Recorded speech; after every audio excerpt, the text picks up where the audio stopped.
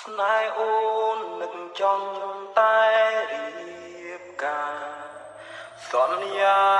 ចាំបងមានលុយសឹងថ្លៃ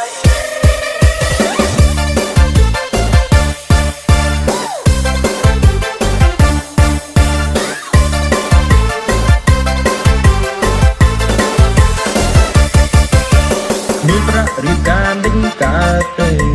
ពងម៉ែពងឪគាត់មានតែស្រែនឹកស្រមៃចង់ខ្លាញ់ជាអ្នកមានដែរនឹងប្រាប់ឲ្យម៉ែចូលស្ដីជីវ៉ាវាស្រែកាន់ត្រូវប្រឹងឡើងថ្នោមានភ័ព្វត្រឹងឆ្នោតមិនបាច់វិចាដូចរត់ទៅញៀងឡានរួចទៅសងវិឡាក្រោយការលែងភ័យមានច្រើនក្របីជុះតែគោមកទីស្រែពីហិចតាគេយាយបើត្រូវហាឈីបានថ្លៃសេដ្ឋីទឹកស្រែគឺបង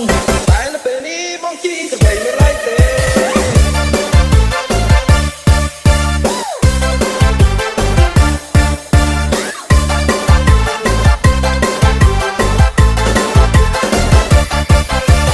មានប្រាក់រៀបការដេញកើតទេ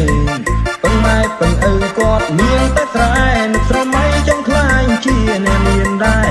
នឹងប្រាប់ឲ្យម៉ែចូលស្ដីជីវ៉ាវាស្រែកាន់ត្រូវប្រឹងឡើងថ្នោ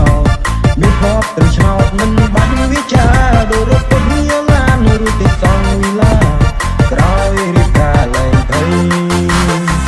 មានច្រើនក្របីជុះសាគោ